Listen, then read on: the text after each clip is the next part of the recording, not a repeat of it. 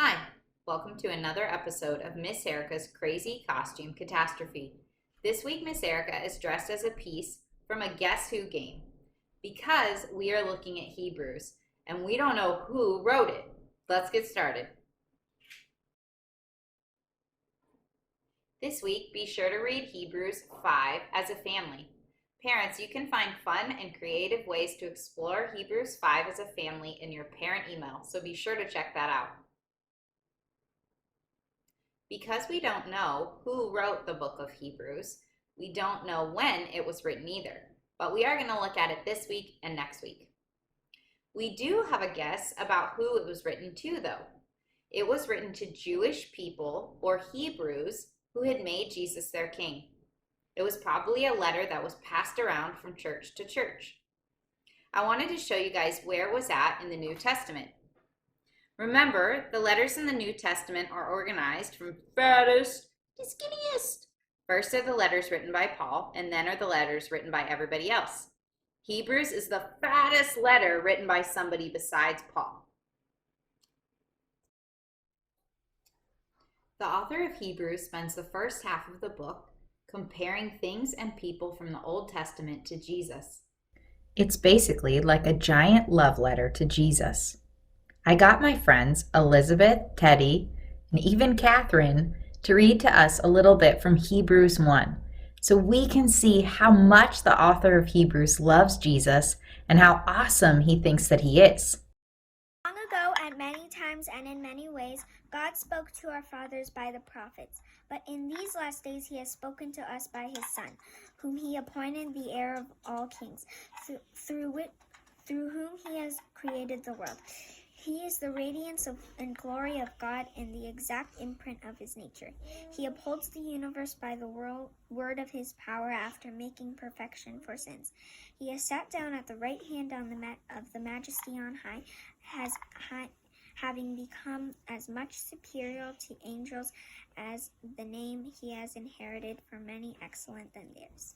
For to which of the angels did God ever say, "You are my son, today I have begotten you," or again, "I will be to him a father, and he shall be to me a son." And again, when he brings the firstborn into the world, he says, "Let all God's angels worship him." Of the angels, he said, "He makes his angels winds and his ministers a flame of fire." But of the Son, he says, "Your throne, O God, is forever and ever. The scepter of uprightness is the scepter of your kingdom.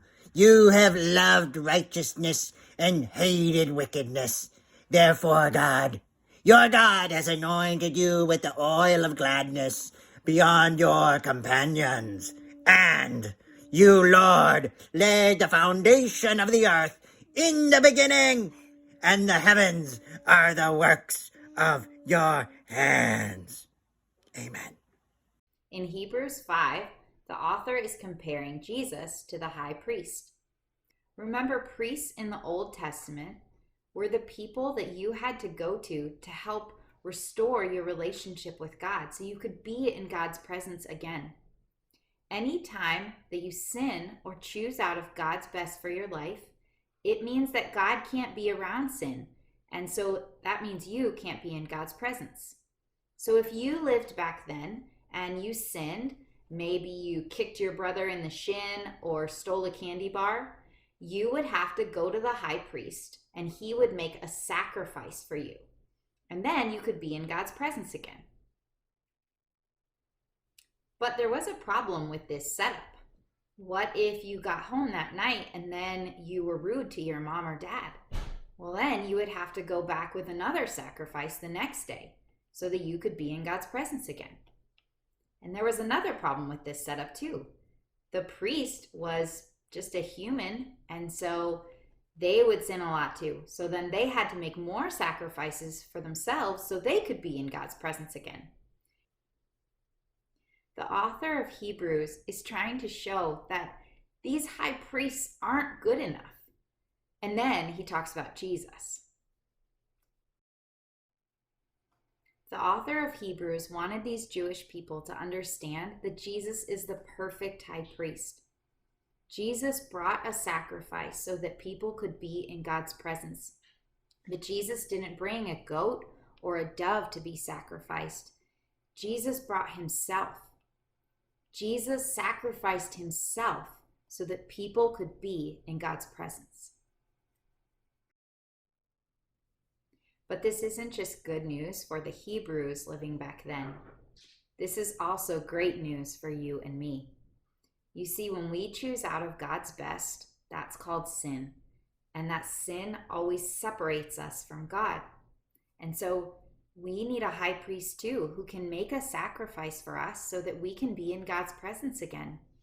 But the best part of this news is that we don't have to wait or hope that maybe someday Jesus will die for us. Jesus already died. He already sacrificed himself, and he's already the perfect high priest. All we have to do is, when we make Jesus our king, just receive that he's already done all the work. Receive his forgiveness. Let him be that great king who is the perfect high priest for you and me, and then enjoy being in God's presence.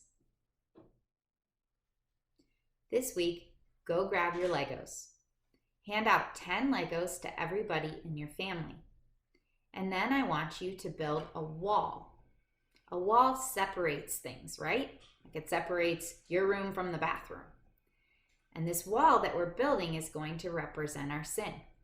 So while you're building your wall, everybody in your family talk about the ways that you choose out of God's best for your life. Don't be rude and talk about how somebody else does that. Just talk about yourself. And you know, it's actually really good for your family to get used to talking about sin. It's good for your family to learn how to be a safe place where you can be gracious to one another and process together how much you need Jesus. Once you've all built your wall, then you're going to have a little race. Get out a phone and open up the stopwatch, and then put it in the middle of everybody on the table. When you say go, everybody has to take apart their wall, every piece, take it apart, and then race to build it back together to look like a cross. This might be kind of tricky based on what pieces you picked for your wall. The first person who builds a cross gets to hit the stop on the phone in the middle of the table, and that's the winner. If you want, you can play again after that. All right, guys, it's been so fun hanging out with you. Thanks for watching another episode of Miss Erica's Crazy Costume Catastrophe. All right, guys, I will see your family this Sunday at 10:30 a.m. on Zoom. But remember, we only have 2 more weeks on Zoom. And then I want to see your family out at Lake Accotink.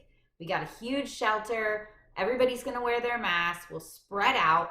But I would love to see your family there. We're going to sing and worship and celebrate Jesus, read his word, do big Bible timeline outside in the park.